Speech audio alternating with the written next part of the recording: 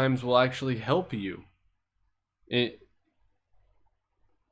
I think that being alone at the end of the day will help you because you'll be separated from everything that is distracting you. You'll be separated from people that don't really have the best. What is it? They don't have the best.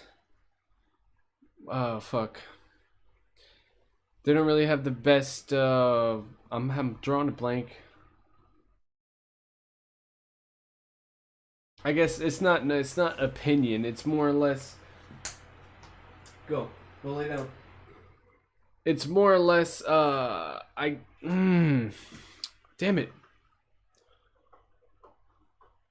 Not outlook. Not. There's a lot of people in today's society that personally is my opinion. You don't have to agree with it, but a lot of people don't give a shit. They don't care about your feelings. They don't care about anything. They just care about themselves. And that's really it. And I feel like, which is good. You do need to care about yourself. But I think that it took me a lot longer to kind of understand that concept that I need to care about myself instead of all these other people. Because now I'm starting to see that there's good in self-care.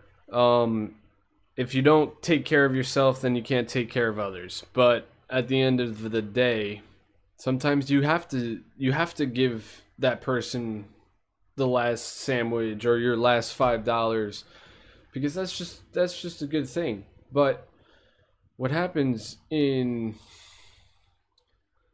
today's world is that it just kind of gets taken advantage of.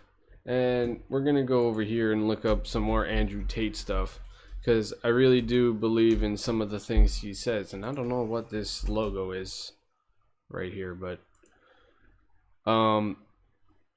let's see. This was a great podcast that we can kind of go back to looking at it. Run with it. Some cannot run with it. When you hear from that kind of an conversations and grow from them, whether it's a business opportunity or what are you talking?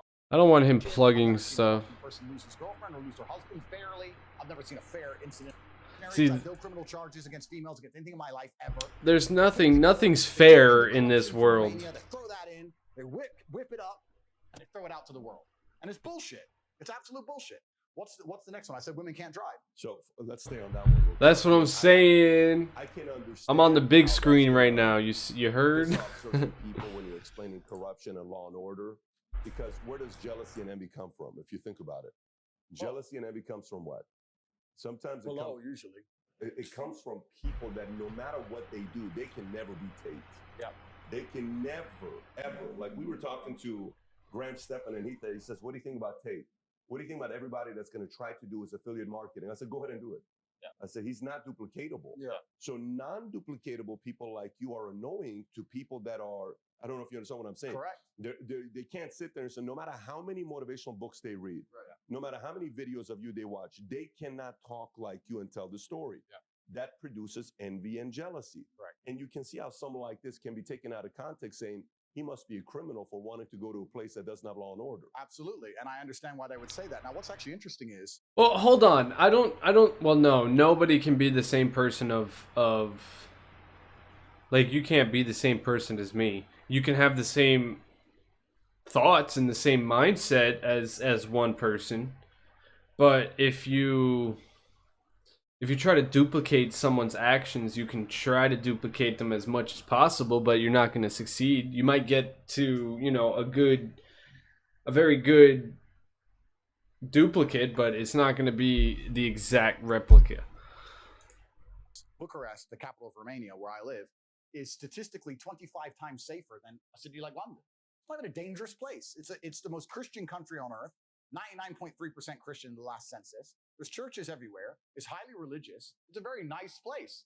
It's just a different economic. It's just a different economic bracket. It's nothing to do about Romania specifically. If you go to any second world country in the world with a different economic bracket, the corruption is going to be more accessible. The price is lower.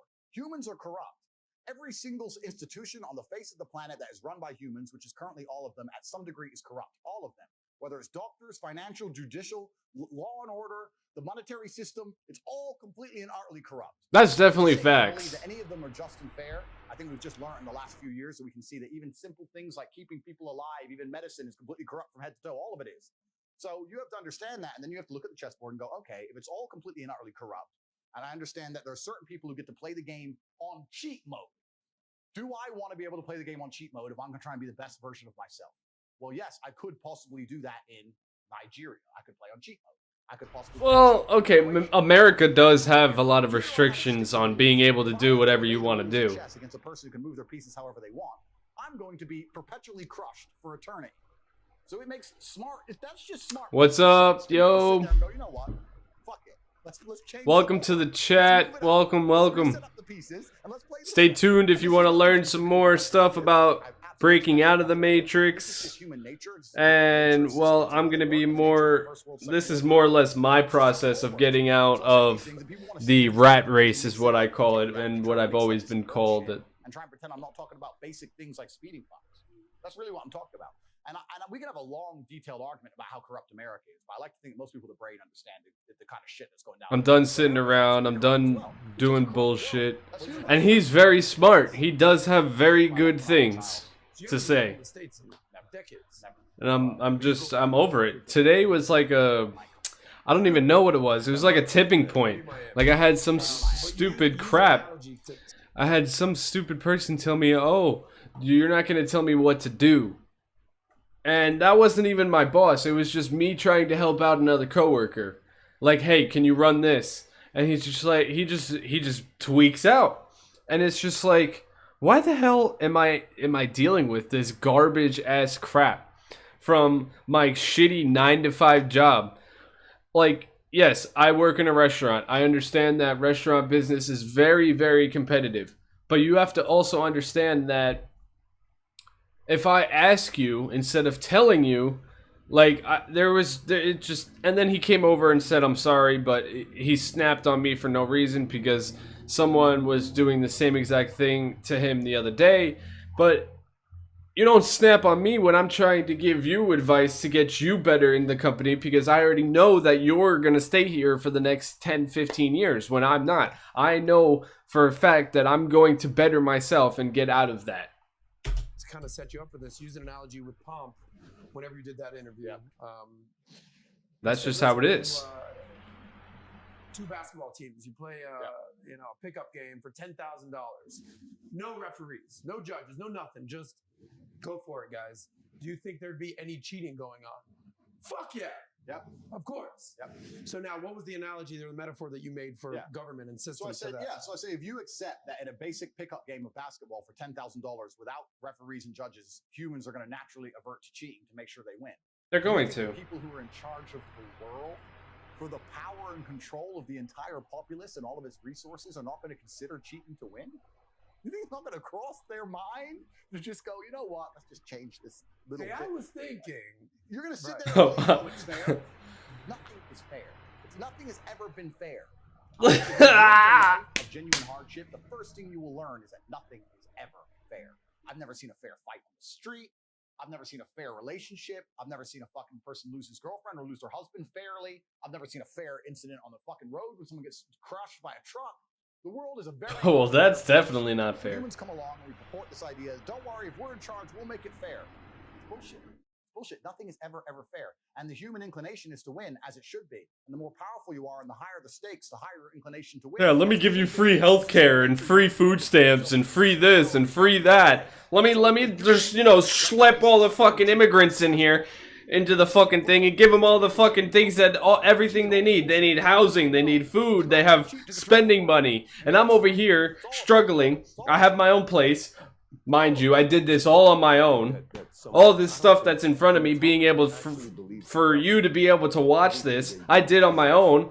I had my friend help me build this computer. What percentage Thank of the you. populace And in any country believes that? but everything else, these two screens, that middle screen that I have right here in front of me, I bought that. But I bought- have select I didn't buy that bed, where but you will typically only see the good ugh, on the side you support, and you will typically only see the bad nobody's on the understanding side this. you They don't just support. don't understand Anybody who doesn't what believe the grind is. there is They a don't. level of They want to love sit there. where the They don't want to do shit. They want to be lazy. They want to be distracted. They want to fucking sit there and play games, which I don't mind playing games here and there. I don't. And then you say, I want them to have more power. Well, then what? So you But think I'm the people who over always advocate fucking for dealing with all this people bullshit in this world. controls, to a degree, are on the side of a corrupt institution. And it's actually very difficult because we need laws. Nobody wants to live in a failed state without law. Of course, humans need laws completely. But dying empires, this was said by somebody more intelligent than me, but I can't remember their name. Dying empires adopt laws like a sick man adopts medicine. And you'll see why some of these countries in the world, especially the first world countries, as things get harder and harder and harder, the government only has one answer to all problems: law. Energy crisis is out of control. You More do need law and order, though. You need law and order. You Of need course law. Well, yeah, okay, you do need law and order. But you don't need control. Radical society. You wonder how you end up in a society where it's so hard for the average person to survive against the law itself. Because when something bad happens inside of a first world nation, the first answer is just create more law. There's an energy crisis, make more law. There's too much crime, make more law. Inflation, make more law. More law, more law, more law. Print more laws, print more laws, print more laws. You end up with a book of law like this, and it can be thrown at anybody at any time. And this is what's actually interesting about some societies in the world. I live in a country, Romania, which is one of the poorest countries in Europe. It's a homogenous society, but it's very poor. The police drive Dacias. They Oh, can't afford 65 Jesus. miles an hour. Underfunded police force. There's no crime. There's not this big, huge book of law. It's just don't kill anybody, don't be an idiot, and just live your life. Pretty normal, and it's like that in many places in the world. But in other societies and other empires, they're like, no, we need a law for everything. A law about how you use your telephone, a law about how you use your radio, a law about how you do bank transfer, a law about this, a law about law. And to a degree, it ends up sooner on a long enough time frame. If you're going to make new laws every single day into eternity, where are you going to end up? It's illegal to have a specific car over here in America. And that's just sort of how they abide. It's. I'd like to think it's that innocent, but I think a lot. A of it car. comes down to enforcement. I don't think they have the mechanisms to enforce laws, so they don't pass them. Whereas in other nations, they have the mechanism to enforce the law, so they pass them. So, but my point is, if I lived in a nation where they're printing 5,000 new laws a week, I know that's going to end up in tyranny. Regardless, sooner or later, if you're going to make new laws every fucking day, sooner or later it's going to be impossible for me to go outside my house. Like, that's it. I'm trapped, I can't get in. In certain states in America, you couldn't leave your fucking house. That's what happens. Well, yeah, COVID was great. COVID was fantastic. I'm trying to analyze the chessboard to be as perspicacious as possible and set myself up in a position where I feel like I can live a life true to myself and true to God and be free and enjoy the freedom of my family and just do what I want to do without hurting anybody. That's all I'm trying to do. Well, let me ask you. You think maybe from your perspective, you have a blind spot, and I'd love for you to push back on this one Sure. here. The blind spot is, you know, the only life you've ever lived is the life of a alpha raised by an alpha who raised two boys who are alphas, who the way you describe your father was a guy that pushed you guys, challenged you guys. He brought you guys together to back each other up. And all you know is I can fight, I can play chess, I can outthink you, I can get out of things. I have the gift of gap, I can talk, I can do. So that's the only lens you have where, you know, if we were living in times, biblical times, a guy like you would probably end up being the emperor. A guy like you who can do all of those things, you're probably going to make it to the top. Correct. But they created laws and orders for guys like you to not bully the little guy, to protect the little guy. That's how Agreed. they came up with the gum to call it the great equalizer, where naturally you're supposed to gravitate to the top. Yep. Naturally. Agreed. Because of all Like the they said things that before, they table. People want life that. is not Even in fair. New York, many times, You're gonna have they fucking wanted some of the mob there because failures. they prevented girls from being taken advantage of, Absolutely. but they still broke the law. So there was still that element of. So do you think a part of it where for you, yes, I can. A person may say, I can see why Tate wants to be in a place where there's fewer law and order versus in a place where there's high law and order, because it doesn't really defend them, doesn't protect them. That's a really good point of view, and it actually ties in very interesting to another point I want to Hey, if you guys, I don't know who else is watching. I'm not too sure who else is watching in here. But if you got any friends or anything that you want to, the more likely you are to stand up and say something. what is it called? The basic premise behind it, biologically, is you're more prepared to defend your idea. Any friends or anything that you want to, you know, tell them to come watch this, let them know, I'll be here, we can, you know, chat, Or at least the all that. bravery to stand up and face the possibility of violence. You're more likely to just comply with the group thing. So they've done a whole bunch of studies that proves somebody who is combative, not in a negative way, but combative as a whole in regards to not physically afraid of having a confrontation, let's say, is more likely to have an independent idea as opposed to somebody who is the complete opposite. They're just pure groupthink because fish swim in schools, right? That's how they protect themselves. So it's an interesting point you have there. And also that can be extrapolated if you look at the political parties of the world or you look at the different ideas, etc. You can usually look at someone and kind of see their politics. Sometimes you can look at him and go, yeah, I get it. Right? So there's a lot of technology is a huge part to play with it. I get it. And you're totally right. My view, like every other person's view on Earth, is biased. It's definitely And true, I have though. A large degree of individualism and a large degree of I can fix this myself or I'll be okay by myself. And that's how I was raised. And it's also my genetic makeup. And you're right. I completely agree with you. And I understand that. And that's why each to their own. I'm not saying everybody should decide to go move to Serbia because you're right. There's Well, no. in Serbia that will take advantage of a whole bunch of people completely. But for myself and my own personal chessboard, that's how I've set up life. And that's why the students who follow me and the kids I talk to, I say, listen, life is extremely difficult as a man. It's very fucking hard. There is no way I can tell you to win unless you're a top tier man. I can't sit here and give you a cheat code that allows you to stay a loser and win. I can only tell you what I've done. I became extremely wealthy. I became extremely capable. I became extremely smart. I developed a vast network of individuals that nobody wants to mess with.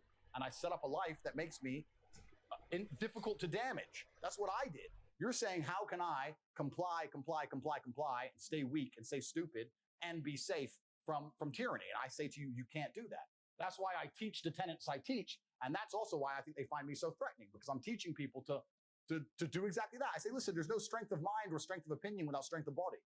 First thing you need to do is go train. Don't care what you think. Don't care what you think. Too small. First thing you need to do is go train. That's number one. If you think 2 + 2 is 4, and I think 2 + 2 is 5, and we're going to argue this to the end, it's going to be 5. So you better go do something. Newsflash. 2 + 2 is 5 now. That's the reality, but that's the reality of Earth, right? And I teach kids this reality. I teach men this reality. And by even doing basic things like teaching young men to go and be strong physically, which is, I'd like to think we live in a world where that's all seen as a good thing. There are people in the world who sit there and go, wait. Making them physically stronger is going to affect our ability to change the narrative in their minds in real time with our matrix programming.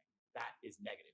Do you think there's wisdom in not saying everything you're thinking about? So, for example, you know, Logan's going to have a big following that's going to say, well, he's wiser than you, Tate, you know, because look at you now. You got banned and he's not. You know, you're Well, that's smart, not he's true. wise. That's just the He algorithm. knows what his limits are because he knows at what levels somebody is above him and Right. he knows how to handle that versus you know, you can't control your thoughts and you say whatever that's on your mind. That's what got you in trouble. Hence, Logan is wiser than Tate. Interesting point. And Plus, I he's got agree someone with that talking in his ear telling him what to do about Trust everything. me, I'll be right back. Things I think. There are limits to the world, and there's times to say them, there's times not to say them. However, I feel a duty that Logan doesn't feel, and the duty is to my children's children.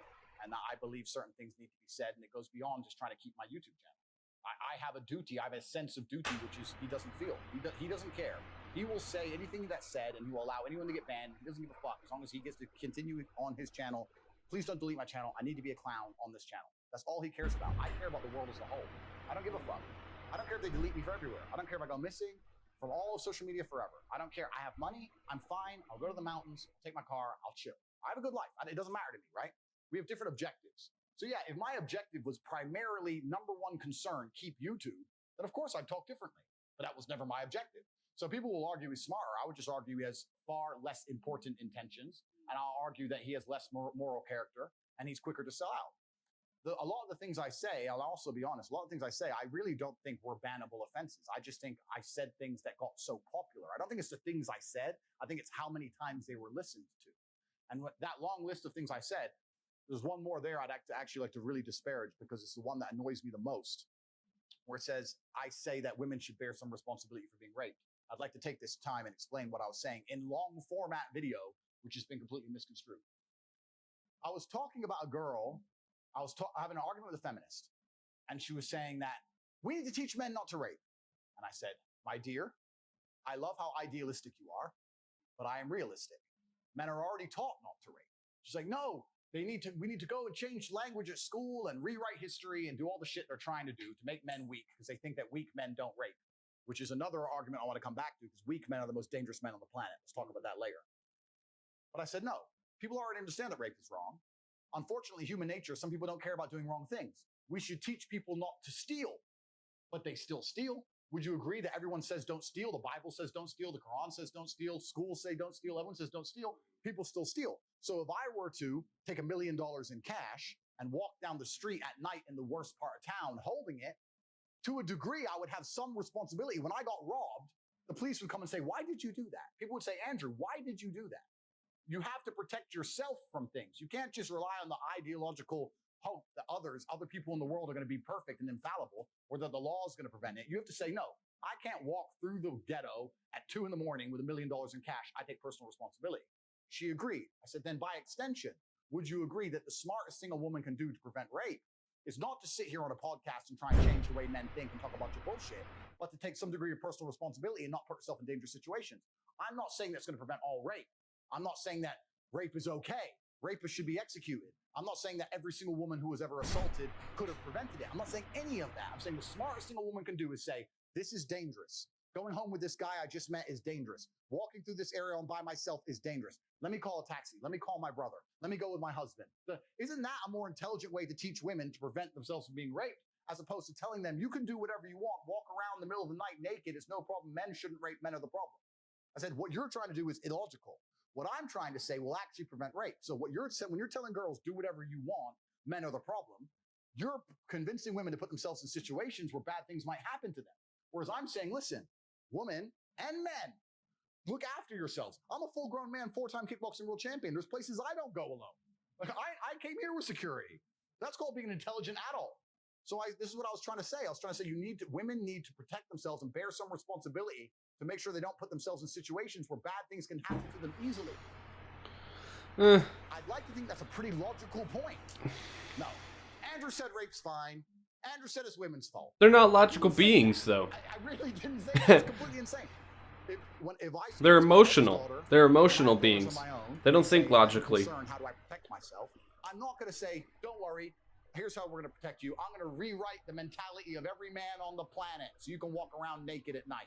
I'm gonna say, listen. Oh, that'd be fantastic, wouldn't it? I mean, they already fucking walk around half naked, anyways. They've taken it, misconstrued it, taken it completely out of context, put it on TikTok, reported it. Media Machine picked it up, lied about me, deleted me so I can't defend myself, and now I'm dangerous to the world. It's a fucking scam. It's all a scam, and it's actually quite interesting because the people who are close to me have said to me in real time, Andrew, you've impressed us. I said, how? He goes, the hit piece they've done on you is unprecedented in the world. And you seem unfazed. So it's not a matter of being unfazed. It's slightly annoying. It's a matter of just analyzing, what I can actually do about it. But I think most people who had been through the shit I've been through right now would be genuinely upset and affected by it. I don't give a fuck, right? Because I've set my life up in a way that I know I'm okay. But not many people can handle the entire world saying you're a fucking rape apologist and we're going to delete him from the entire world. He's dangerous to women. Not many people are going to want that to happen to them. So what they've done is genuinely criminal because this is bullshit. I was sticking up for women against feminists saying, don't tell women to go out at night. They're going to get hurt. It's absolutely insane. And like you correctly identified earlier, if someone were to hurt a female member of my family, it'd be the biggest mistake they ever fucking made. I'm the worst enemy a man who hurts a woman could be. The other point I made earlier, I don't want to talk too much, but we talk about weak men. This is what's scariest about this entire agenda they're trying to purport. Because their ideas, like the feminist idea and like the mainstream idea and like Logan Paul's ideas, all their ideals is if we weaken men, then if they become weak enough, they'll no longer be a threat. And I argue that point absolutely. I think the most dangerous men on earth are the weak men. I think inside of every single man, we're born with a fire inside of us that if we do not control, can destroy ourselves and other people. And if you look at men who have no emotional control, because that's what they're trying to teach us to have. They're saying, listen, you're a man, you're allowed to just cry all the time and have no emotional control, no cynicism, just be false. Do you know what happens when you tell men to just react to their emotions? Murders. You have school shootings, you have rape, you have violence. That's what happens when you tell men. Murders. These school shooters are kids with no emotional control. Rapists are men with no emotional control. Violence and the bullshit you see on the street are men with no emotional control. Telling men to not be stoic is going to create a breed of violent young men who have no emotional control, can't control their emotions, and act out on them. That is absolutely and utterly more dangerous to society than me coming along saying, listen, I don't give a fuck how you feel, young man. It doesn't matter how you feel. You have duties and you have responsibilities as an adult, and you must comply and act a certain way, regardless of how you feel. That is So better put for your big boy society, pants on especially as and I get out mentioned there. tenets of, listen, go to the gym anyway. Doesn't matter. You don't feel like it. Go anyway. Listen, your girlfriend left you. Your heart's broken. You're not allowed to stalk her. Go in the gym. Get the fuck over it. What I'm saying is good for the world. They're saying, no, act out your emotions. Cool, you're creating stalkers, rapists, and school shooters. These people are fucking dangerous. Well, we're constantly having this conversation about being logical versus being emotional. How many times does this theme come up on our podcast? Constantly. And quite candidly, Andrew. Logical and emotional. Did you not just hear me say that? BVD 3 years ago. But this is something you need to work on. Yep. Sounds like you've been working on something like this for decades, right?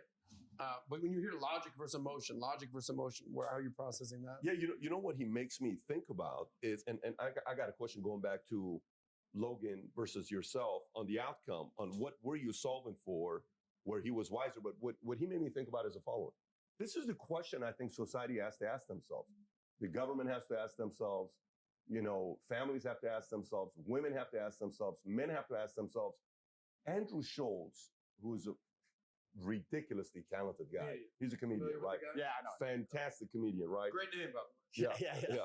So he says, he was saying that, I don't know where I saw this video. I think it was on a TikTok video or Instagram video, where he said, in China, they allow videos to go viral that's about education.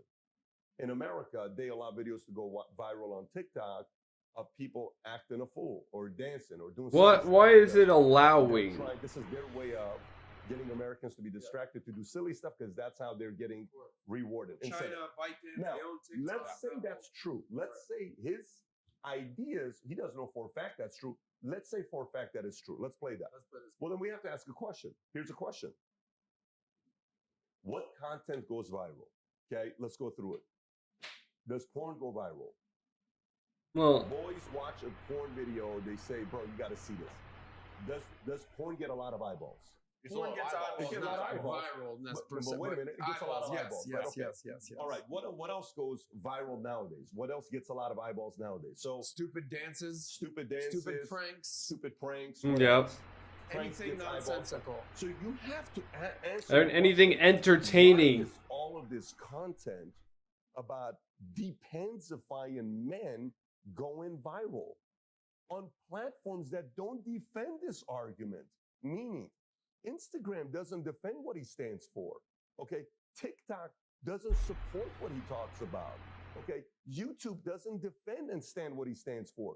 The core foundation of those companies is very different than the core foundation of what he has towards women because they're more feminist. They're more men are, making men weaker, all that stuff. But if these things are getting this many eyeballs, maybe what it's saying is the market is sitting around saying, dude, we've been waiting for this for a while, man. Like, the market wants to kind of have somebody talk. It doesn't mean it's true or not. But hey, maybe it's what we're thinking about. Maybe it's what a lot of people are thinking about. And that makes some people uncomfortable to say, no, like the other day, the one of my kids, they were watching a movie without my permission, and there was a scene in it. And my 8-year-old, my 10-year-old, we had to have the conversation about, gays, lesbians, all this other stuff. I kind of shared with you how I had the conversation with them. When the moment I had this conversation, Jen walked out. She's like, babe, this is you like to have these types of talks. I don't want to have these. You and the two boys. I sat down and I gave them every possible visual they could get. Said, this is what's going on. Yeah. And in many cases, people who are not teaching this because of father figures not in it, we have to have this talk. You know what's crazy? As much as I did not want to have that conversation at that point, I love the fact that I was forced to have it because I'm able to get ahead of it. So I can control the point of contact and say, here's boys, what you're going to be facing. Yeah. A boy is going to come to you and tell you this. Yeah. This is going to be happening. When it does, this is what we do as a David family. So going back to you, if the algorithms are favoring a person who they don't support his arguments, because most of these virtual governments are more feminist, left, all that stuff, why do you think your messaging got so viral? Well, this is the interesting thing because I didn't put a magic spell on the world. I'm not a magician. There's obviously a market for what I said. People talk about how I became the most viral person on the planet. I'll argue the point. Not only did I become the most viral person on the planet, I did it while being heavily shadow banned. They've known about me for a while. They've been trying to shut me up for a while. I've been shadow banned forever. So I became the most viral person on the planet with all the algorithms working against me. Unlike people like Logan who have all the algorithms working for them, against me. Because I'm resonating with people who are sitting there going, finally, this makes sense to me. This is how I feel inside. And this guy's finally talking about it. Everything else I consume is telling me to do things that just don't resonate with my truth. I'm only saying things that people agree with. So to chop my head off and try and delete me is asinine in and of itself, because there are billions of people out there, millions of people out there who feel the exact same way. This is what I was saying earlier. It's just that some people are too scared to actually come out and say it. Because this is the shit that'll go on. You'll get blocked off this, you'll get blocked off that. This, like, it's just... How are you gonna stop people that are gonna all think the same? As this guy. And slowly perhaps taper me down on certain subjects. That would have been smart. You're saying if they would have come to you and said, listen, we've been following you, buddy. Here's what we'd like. And I would also talk to them and say, listen, I understand I'm now the most viral person on the planet. I have to take responsibility for the things I say. The way I say things for a video that gets 300 views is different than the way I say things for a video that gets 3 million views. I respect that. Let's have a conversation. I'm not a loose cannon. I'm a logical actor. They could have done that, but they were emotional. Instead, they martyred me and chopped my head off. And plus, that doesn't change anything, because there's millions and millions and millions of young men who think the same way I think. There are millions of young men out there who don't want to wear makeup, who don't want to put on a Pokemon suit and be a clown like Logan Paul, who don't want to take transgender blocking drugs, who don't want to assign themselves to any kind of feminist ideals, who don't want to chop their dick off, who just want to grow up, go to the gym, get strong, be respected, make money, have a beautiful girl and a sports car. There's millions of men who want that. And I speak to those men, and most they think men want that. And they think by chopping my head off, those men are going to want something else, because they'll get rid of me and they'll put James Charles in front of them and say, no, foundation reviews. Well, that's just how it goes. They don't want foundation reviews. It's not what they want. And it's truly they're trying to push a specific agenda. I think I've proven that it's not going to work. What's actually the most upsetting is this. I find it extremely hypocritical. And of all the things in the world, my pet peeves, the things that annoy me most are hypocrites. I find it extremely hypocritical that the system itself pretends it gives a shit about men's mental health. It will sit there and pretend it cares about all the men out there who are depressed, struggling, sad. But when I come along and tell them the only way I've ever found personally to be happy and contented, because I can only talk my personal story, is to become a man of status, to become successful, to go through pain, to use my trauma, to use the bad things that happened to me, to galvanize myself against attacks from the Matrix, as I've just proven I can easily weather. When I talk about men's mental health, they delete me. I thought you gave a shit about men's mental health. I'm the most popular man on the planet, and 90% of my content is not even about women. It's motivational and antidepressive. And you're going to sit here and delete me saying that I'm bad for women. What about men? I thought you gave a shit. All of a sudden, you don't give a fuck anymore, right? Just delete him. Who cares? I had a man message me. A man emailed me saying that he was going to kill himself. I get about 10,000 emails a week.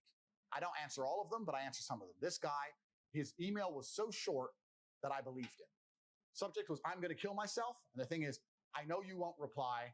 I'm going to kill myself. I don't know what to do. That was the email. And I sat there and said, listen, my friend, I get a lot of emails. I don't know how serious you are. I want you to make me a promise. I'm going to guess that you're not in the best physical condition you could be in. I want you to make me a promise that you're going to get a six-pack first and send me a picture of you with a six-pack. And if you still feel like killing yourself after that, I don't know you. I can't tell you what to do. But I want you to get a six-pack first. Email me back. We start going back and forth, et cetera, et cetera. I convinced him to get the gym. I said, get a six-pack, see how you feel. If you still feel like killing yourself, then I'm not telling you to kill yourself. I'm telling you that's what I would recommend. Started training. By the time he started sending me physique updates of him in a better condition, he started sending me huge emails of apology and thank you, saying you saved my life. I can't believe I was thinking of killing myself. You can't believe he changed. If that man would have emailed Logan Paul, would Logan Paul have given a fuck? Would have ignored the guy? You think he answers a single fucking email? He doesn't give a shit. All these fucking media figures, all these people who are good for the system, who are dancing on the devil and fucking sitting here talking about dangerous rhetoric and all the other bullshit. You think they'd fucking answer an email? They don't give a solitary fuck about the young men of the world. They would have left that man to die. And even if they would reply to him, what advice would they give? Go take antidepressants to watch my YouTube. They have no value to give the guy because they've never had a life of actual genuine struggle. I'm out here genuinely saving lives, genuinely saying to men, the world you now live in is so competitive that if you're not a competitive male, you're going to be perma-depressed. You don't have a mental disease. You're just in a competitive environment and you are losing. You need to become a competitive person. There's no easy way. It's going to be hard. It's going to suck. But if you get to Top G, the name, if you get there, it's a life worth living.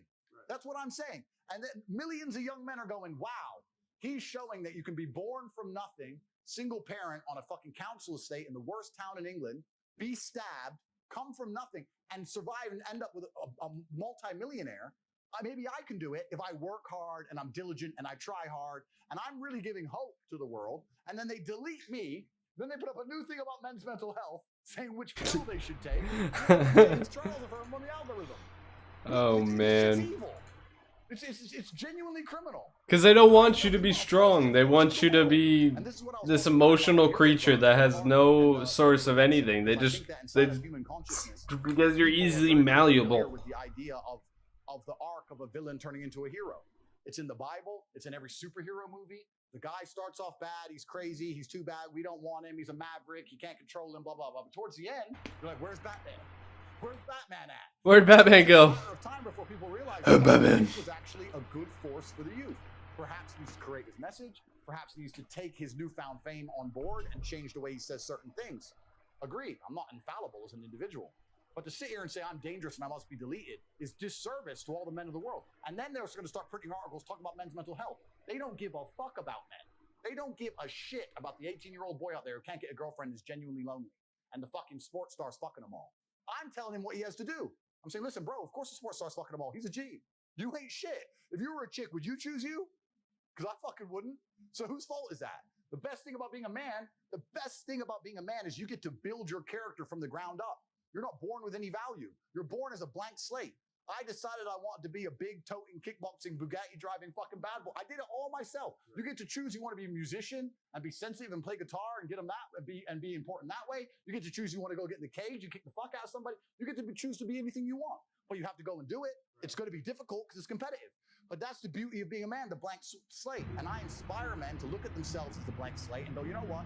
I ain't shit now, but I can become anything I want. How could I possibly give up on myself? And then they delete. And then they say we care about men's mental health. If they don't give a fuck, they're lying. This is what they say that women are and men must become. Completely true. Right? I mean, it's because a man, you talk about, there's nothing worse than being born rich and then just being rich. Oh, absolutely. The beauty is being fucking dirt poor and becoming rich. Completely. And all three of us sitting here have dealt through that. A man has to have tenacity and go through struggles and days where you're like, I can't fucking do this anymore, but still pop your head up the next day and be like, all right. Look at the algorithm not letting me fucking do this. Hold on. All the trauma and bullshit I've been through in my life are the best things that ever happened. Because as a man, if you've not had a difficult life, you cannot be good at being a man. Being a good man and being good at being a man, they're two slightly different things. But to be good at being a man, you need to have been through so much shit that when the Matrix deletes your entire life from the internet and starts lying about you at mass, and people start doing protests wanting you fucking hung, and they're looking for your family members, and reporters start calling every ex-girlfriend you've ever had, trying to convince them and bribe them to lie, to come out and say you're something you're not, when they're genuinely out to put you in jail, that you can sit there and be focused and stoic enough to go, you know what? Okay, what's the chessboard? What's going to happen? Who's trying to shoot me right now? Nobody. Okay, so it's better than it was a couple years ago. Okay, so X, Y, Z, and plan through it, right? You're never going to be capable as a man if you've not had trauma. The best men ever have had trauma. If you call a police officer, you need a brave police officer. He ain't going to be brave unless he's been through shit. Yeah. He's not going to be brave unless he's been through shit. So we also, as a society, sit and look at men and go, there's two kinds of society. The society, the true society. Ooh. They actually, I want a man who's strong, who's supportive, who's intelligent, who financially provides, etc. Then you're going to want a man to some degree who's been through some shit. Yeah.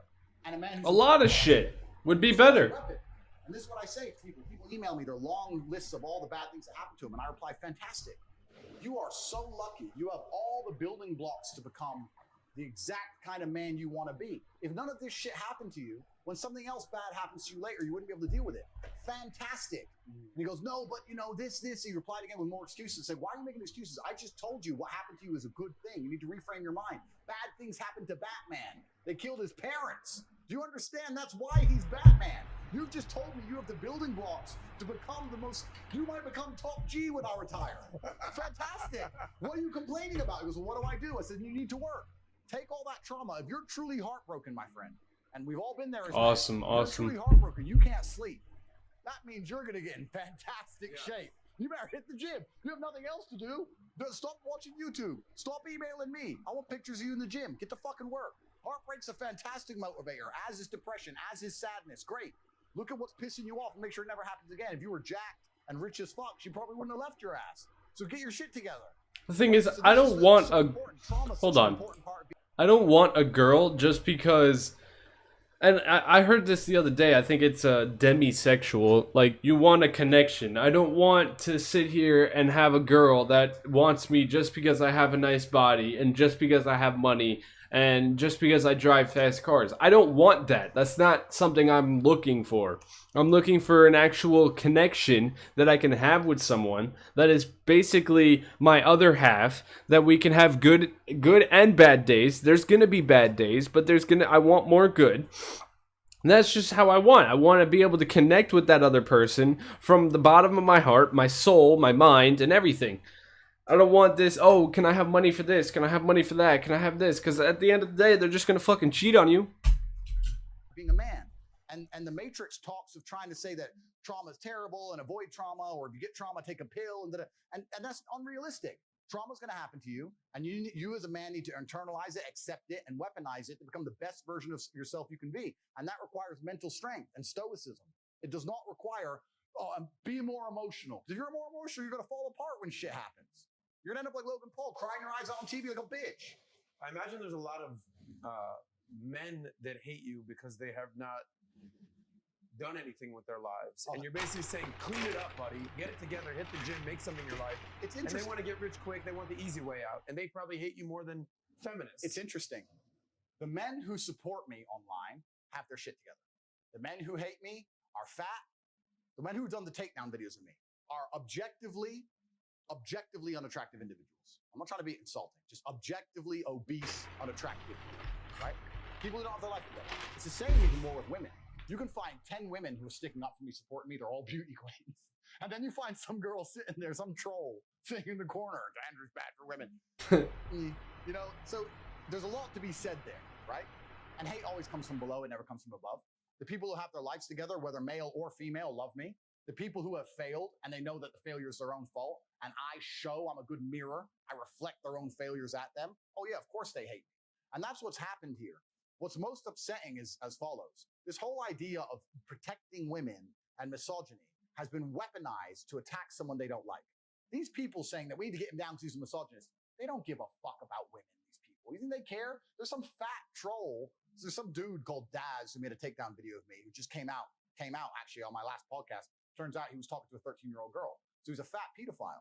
So there's a Oh, that's great. pedophile who did a video on YouTube about me saying that I'm dangerous for women. Got 10 million hits because he's objectively unattractive, saying that he cares about women, but he's a pedophile himself. He doesn't care about women. He's jealous of me. He's jealous of who I am and my lifestyle. So he's found something he can use to weaponize. If he can't make up that bullshit and attack me, how else can he attack me? Can't call me broke. Can't call me dumb. Can't call me stupid. Like, what can he call me? Well, he's better than me at everything. But if I take this and pretend to give a shit, he doesn't give a fuck. I build orphanages in Romania. I have a charity that rescues stray dogs. I take time out of my life replying to emails, saving people from suicide. What the fuck does this guy do for anybody? Nothing. But he's the good person because he gives a shit? No. He's using it as a vehicle to attack somebody who he knows is his superior in every single human metric that can be measured by modern science, and he dislikes me for it. All of this is just weaponized care. Oh, we care so much about, they don't care about fucking anything. They don't care about people. They just dislike me. And that's a very different thing. It's all been false from the beginning. I've seen through it all from the absolute beginning. It's a matrix attack. And like I said, I told you how it happens. YouTube strike, Meta, YouTube, media, Uber, Gmail, Discord, Skype, Twitch, boom, boom, boom, boom, boom. It's all a fucking coordinated hit piece. It's bullshit. You know, it's crazy. I'm listening to you and I'm saying, okay, so who does not want to hear what you have to say? Most people don't want to hear what you have to say. Okay. Now, why is most people not wanting to hear what you have to say? When a kid is being raised, you got the good cop and the bad cop, right? Mm-hmm.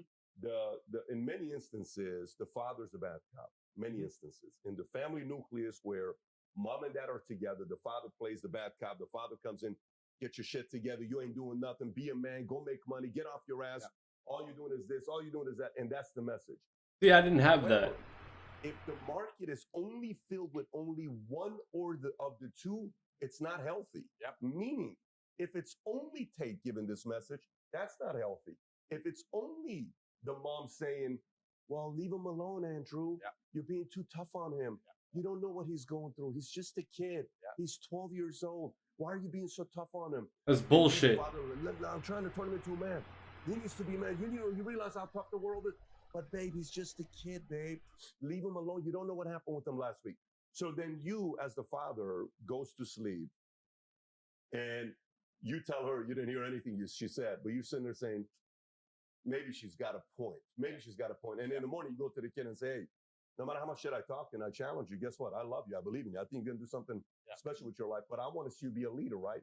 So the problem with the market is they only want to give mommy's message without daddy's message. This is why I believe this message blew up because the market needs this as well. Because so what happens when I listen to Andrew's message, you'll say something. You know what? Like we met a lady of yours that you introduced to us yesterday. Said, this is my wife. And we met her, right? And you said, I'm not in a phase where I want to have thousands. If I wanted to, I could every night, I could have a different girl, blah, blah, blah, blah. All that stuff you say. We say, for me, it's only 5. Okay. 5's the magic number. Yeah, and you say 5's the number. Okay. So you say that, and is it satire? Is it real? Is it straight up? Or are you just saying it because you still want to poke a little bit? You still don't want to lose the ability to poke? Or is it, that's really what I do want to do? You know, I do want to kind of have 5 wives because there's a leak in that argument as well. If you take that angle of saying, I want to have 5 wives. No, completely. And that's a good point. And that's an interesting one as well, because I had a conversation with a journalist from the Telegraph who came to my house, and I had a long conversation with him, which I'm about to raise. Before that, I just want to quickly say something that you reminded me of earlier. I think that one of the main reasons people hate me is because my message is one of the fact that I came from absolutely nothing. I never had a privileged upbringing in any regard, and I became exactly what I wanted to be. They're jealous. My message, and you're a fat, unhappy man, then you know all of the failures are your own. I'm a reflection. I am saying that if you understand how I think and my world, you could have become anything you want to be, but you're unhappy with who you are, and that is your fault. So the people who hate me sit there and go, well, if he's right, then I fucked up. If he's right, I could have been anyone I wanted to be, and I fucked up. So he can't be right. He has to be wrong, because this is not my fault. This is the fault of whatever. I had an unlucky upbringing, or my girl left me, or that it's someone else's fault. If I take responsibility, like Tate tells me, then I'm a fuck up. Right. So I have to hate Tate. Tate has to be wrong. And that's why if you look at the composition of my haters, I'm talking about their physical composition as people. You can just look at the people. He likes Tate. He hates Tate. Yep. He likes Tate. She likes Tate. She wants to go on Tate's yacht. She can't stand his ass. It's very easy to see. Physically, you can just look at their faces. And no. You can see it, right? Because it's all about personal responsibility, which is why I teach. And that's why a lot of people hate me. So that's the first thing I was talking about, reflection. But it's very interesting what you're saying about the 5 wives thing. Nobody likes taking responsibility for their actions because they don't like the way it makes them feel. Especially about my personal life, to a degree, is subversion. I learned this. My father was a chess grandmaster, right? And I used to travel around America with him, and he'd play chess. And back then, there was a lot of former KGB guys who played chess in these massive tournaments. And when they spoke, they were very subversive. He'd introduce you to his girlfriend, and she'd be his wife. And then his other girlfriend, she's his wife. And then his friend is his daughter. And they just say things that aren't really true. Another thing they do is they're very, very emotive with their hands, which is a habit that I kind of learned sometimes. So you gotta, they were sitting there, you know, if you talk like this, kind of heated, they begin to move their hands a lot. Because it's an attention grabber when you're using your hands. So they start to move their hands, and you get used to it, and then whack, right? So there's a few things I picked up from them, but there's a degree of subversion. So if I say that too, 5 wives, or 10 wives, or 1 wife, or no wife, I like that the Matrix doesn't completely understand why I have. That's one of the main reasons I do it. The second thing is this: I sat there with a reporter from the Telegraph who said that, why would you have 5 wives? If you cheat on them, they're unhappy. And I said, my friend, who are you to tell women how they feel and what decisions they want to make. How insulting of you, how chauvinistic are you to sit and say that women do not have the independent thought to decide, I am prepared to share the top G because of his qualities and accolades and financial capability, as opposed for you to sit here and say they're not allowed to think that. They have to think what we believe they should think, what the Matrix tells them they should think. There are plenty of beautiful women out there who will say, you know what, a man like him, he might do this and that on the side, but you know what, he's my man. There's women who will think that. They won't think it for a fucking loser, but they'll certainly think at the top. When Chris Brown walks in the club and all the girls start screaming, do you think they're going, yes, he'll be loyal? Fuck no, he's Chris Brown. They don't give a shit because of his status. At a certain status of man, and I'm not saying that men should cheat, I'm not saying these things, I'm saying at a certain status of man, the idea of absolute exclusivity and absolute loyalty becomes less important to the female because of his other accolades. That's a fact. Every king, every sultan, read the Bible. Every warlord had a bunch of women. Why? Because he was the warlord. The fucking shit muncher didn't, but the warlord did. The shit muncher. Distinction, by the way. There is a distinction. It's just the top man. It's just the top. And I'm not saying that all men can do it, but that's also my message. I don't say to all men have a bunch of girls. I don't say that. I say, you better become the fucking man. All I can tell you is what it's like up here and how I got here. If you're telling me you're adamant on staying down there, then don't cry that you're lonely, because I don't know that life. I can't tell you. So once again, I talk about 5 wives, 4 wives, whatever, etc. These feminists who attack me saying he gets these women and he cheats on them. If a female decides she wants to be with me, assuming that's what I even do, I could be Mr. Monogamous for anyone fucking years, right? Assuming that's what I do, that's her imperative. She's an adult. She can sit there and go, okay, my man's the big boss and he's with me 99% of the time, but I know if he goes to Moscow on a business trip, he's doing X. But he comes home to me and I'm driving a Bentley and I'm happy. That's her imperative. That's her prerogative. It's only the feminists and the fucking people who care so much about misogyny and love the women so much who come along and say women are not allowed to think for themselves. No, they're not allowed to accept that. They can accept whatever they want. Women are the gatekeepers. It's a free market and women are the gatekeepers. Women have all the choice. If they want to get a guy who doesn't fuck nothing else, they can go get some other guy. Women have all the options in the world. So if last week I was on my yacht in Croatia, there was me, my brother, and like 30 girls. All the girls were getting messages, why are you there? I want to be here.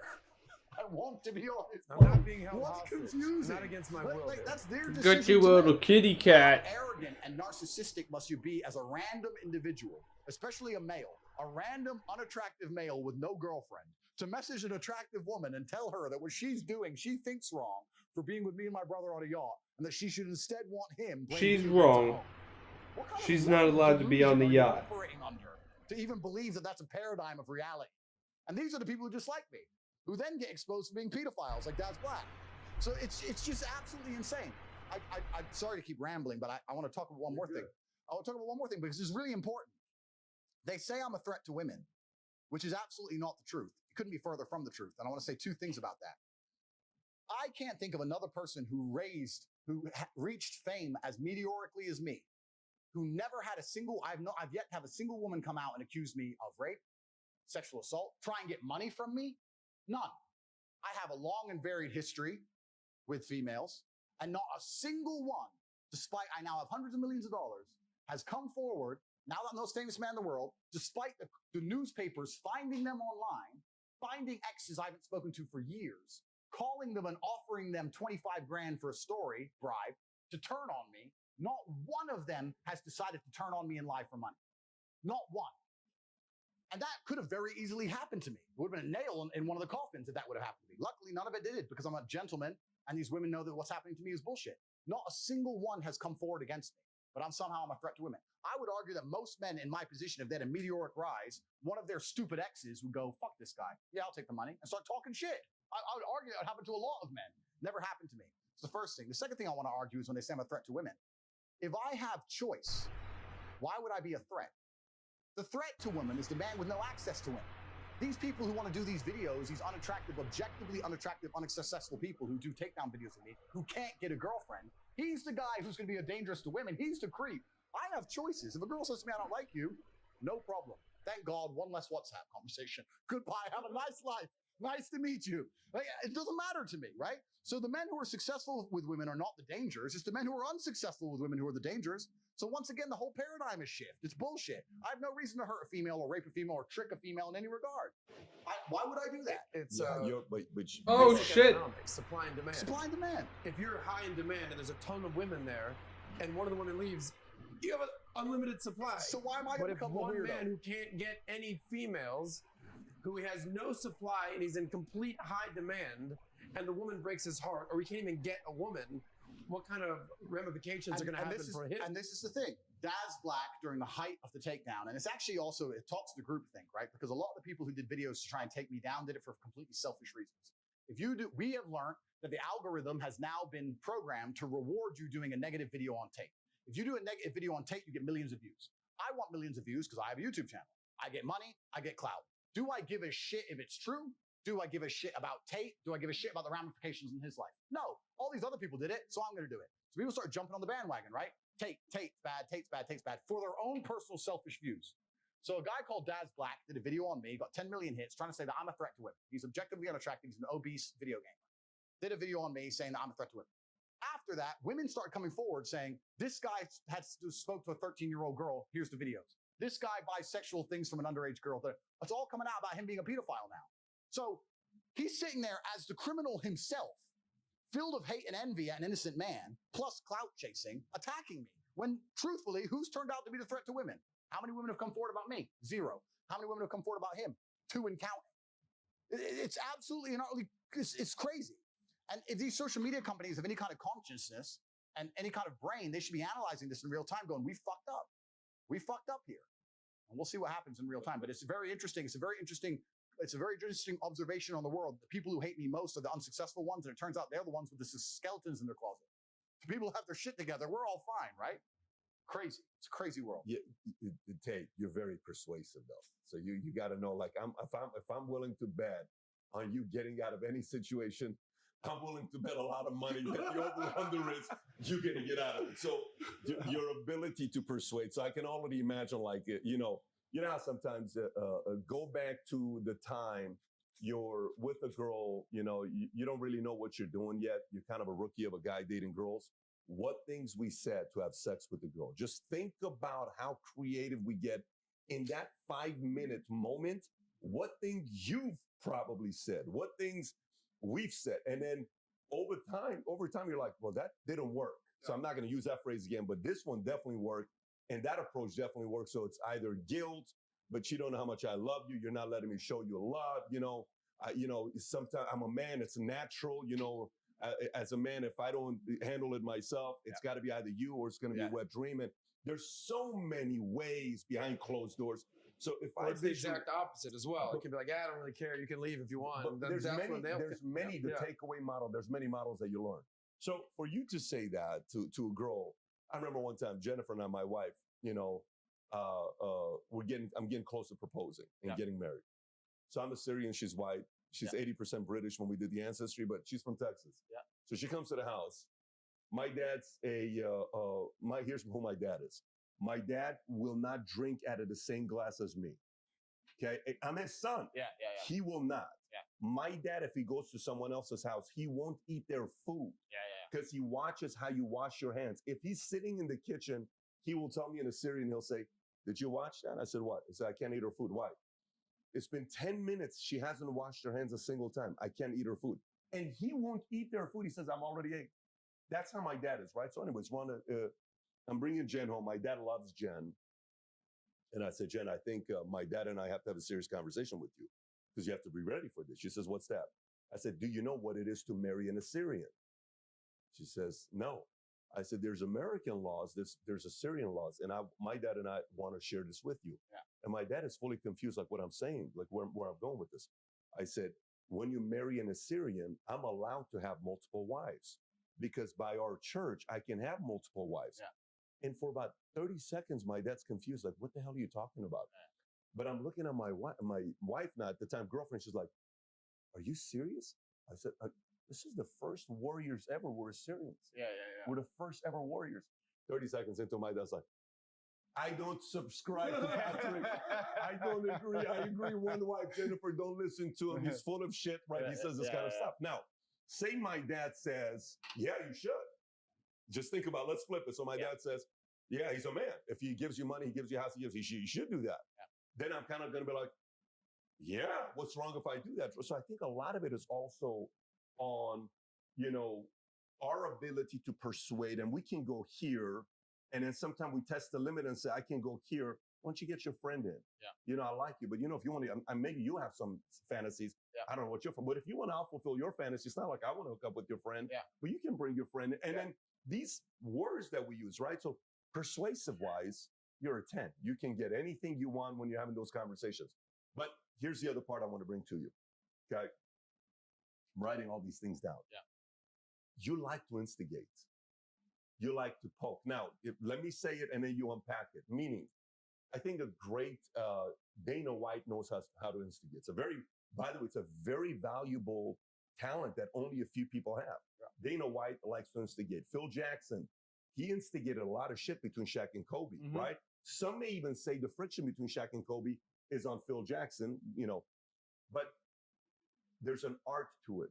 So I don't know. I feel like instigating is cool. If somebody says, well, you're wrong in this area, instead of Tate saying, let me explain myself, Tate will go and push more because he found an opportunity. He's like, let me poke here a little bit more because it's annoying you. Yeah. So do you think you have a little bit of that when you see somebody, and maybe half the time, like when you said, I got 5 wives, I don't even know if I'm convinced you want to have 5 wives. Yep. I just think you say it because you're pissing off the right people. Yeah, and that's a very astute observation, and you are correct. Anybody you can emotionally control, anybody you can emotionally affect, you have them in your pocket, right? To one degree or another. If you can emotionally control somebody, I'll tell you who's excellent at this. Women. Women are fantastic. Oh. If a woman realizes she can piss you off with X thing, she'll notice it, she'll keep it in her pocket. You know what? That annoys him. Cool. Sorry, baby. Sorry. 3 weeks later, 2 months later, they realize when you're vulnerable. I can tell you this. I can tell you the experience from fighting. When I was fighting, I was a kickboxing world champion, right? I never made millions from fighting. Kickboxing was not that big a sport. 10 years ago, even UFC wasn't as big as it is now. So I was making money, but I was probably fighting 2 or 3 times a year, and most I ever got paid was 100, 150 grand a fight. So I was kind of normal life. And whichever girlfriend I had at the time, no matter what, she always managed to start some asinine, stupid, immature fight with me like 3 days before a fight. Because I'm weight drained, I haven't eaten, I'm nervous, I can't sleep. I've been training for fucking 10 weeks. This monster's from fucking Kazakhstan, some psycho. I have to fly over to fucking fuck knows where and Bishkek to fight him. And now she's like, in the toilet seat. I'm like, the fucking toilet seat. I might die. He can kill me. But she knew that's when I was weak. She knew it. And that's when you can be emotional. But they detect it. This is when I can get it. This is when I can inject my shit into their fucking... Because if I say toilet seat any other time, his answer is go home. And just sit on his computer. Go home then. Go toilet at home. Bye. No, I don't want to go home. No, now I actually want you to go home. Please leave my house. Oh, I didn't want to leave. Bye. Goodbye. Fuck you. Next girl. So they get you when you're weak, right? Yeah. And anyone who can emotionally control you and emotionally affect you has power over you. So if I say, 5 wives, and a feminist goes, 5 wives? I'm fat. I'll sit there and just... Yeah, but obviously, a lot of food needs cooking, so she needs help. I don't just say shit. but that's because they make it too easy. Yeah. If you're playing chess and you hang a piece, I'm gonna snap it up. You're gonna leave your knight hanging. Thank you very much, sir. Bam. That's the game. That's the game. So yeah, you're completely right. I do instigate to a degree because they make it so fucking easy to win. It's so easy for me to win debates against people because they get so pissed off with what I say. Another thing, and I'll give the game away. I'll give the game away to the entire YouTube world. Why I've destroyed absolutely everybody in any debate ever. I say things that they know are true and that they agree with, but I say it in a way that angers them emotionally, and they get caught up in their brain because they're saying, he's saying the truth, but I'm pissed off by how he's saying it. So I want to argue with him, but he's right. So instead of saying men are physically stronger than women, I'll say females are weak. Females are weak. Well, females are weak. Females are weak. Men are strong. Females are weak. No, but but I'm right. And he knows I'm right. But he's mad now. And so is she. And they sit there and happen on Dave Portnoy. You end up having a whole group of people sitting there trying to argue. Well, some women are strong like men, trying to argue the fact that women are as strong as men physically because I've emotionally controlled them all and upset them all. And then I do a podcast and I get billions and millions of views and unlimited likes against good debaters like Dave and his little crew by just emotionally controlling them. It's an emotional game. I wreck them. I've never given this game away before anyway. But this is what I do. I sit there and I say something they know is true in a way they can't agree with it, and I fucking control them all. Because they're stupid. If I was me, I'd be like, yeah, okay, perhaps I don't like the way you phrased it, but you're very true. That takes intellect. People are emotional. So this is why I wreck all of them. And you're right. I poke them on purpose. And it makes it very difficult to argue with me, especially if they agree with what I'm saying, but they don't like the way it's being said. That's where you see the full breakdowns, the full mental breakdown. In regards to emotion, before I came to Valuetainment, this is 3 years ago, Pat said, I want you to read a book. It was called Meditations by Marcus Aurelius, Stoicism. Yep. You've referenced Stoicism multiple times, not getting an emotional, thinking rational. Yep. This was a book that you've subscribed to for years. What is it about Stoicism and not getting caught up in emotions and even triggering emotions that resonates with you? Well, emotions are feedback. The idea that men don't feel emotions is incorrect. We feel emotions. I would actually argue we feel emotions with certain emotions stronger than women. I would argue that we feel heartbreak stronger than women. Yes. I would argue we feel anger like a woman could never understand. Definitely. I would argue we are extremely emotional. Rage, pure rage. But it's feedback. So when you get the feedback, it's all about how you internalize it and how you process it, right? It's stoicism's not feeling emotions. It's feeling the emotion and going, okay, why is this happening? How much does this really matter? What's the most intelligent move on the chessboard? I'm not even that good at chess, right? My father was a grandmaster. You're going to go this. I was a child chess prodigy, but I stopped playing chess professionally when I was like 8. So I'm as good now as I was. In fact, I'm worse now than when I was 8 because I've never taken any lessons or anything properly since because my mother and father broke up. We moved to England. My dad stayed in America. Lost my chess coach, and England didn't have a chess coach. Oh, man. America had a chess instructor in the lower income schools. My dad used to go to the ghetto schools because he was black, go to the black schools and teach them how to play chess. So we had a big infrastructure. You peaked at 8. I think that, oh man, this was definitely a good starter stream to do, but I think we're gonna cut it off here for tonight. I have to go get some stuff done, just like a man should, and then we'll come back around maybe tomorrow night, and tomorrow we might do it in the morning as well. I just got to figure out like how to plan my day and my schedule to wrap around all this. So I hope you guys enjoyed. I'm pointing at this over here, but I hope you guys enjoyed. Stay tuned for the next podcast / whatever I'm doing here. But we're gonna get around to doing some things.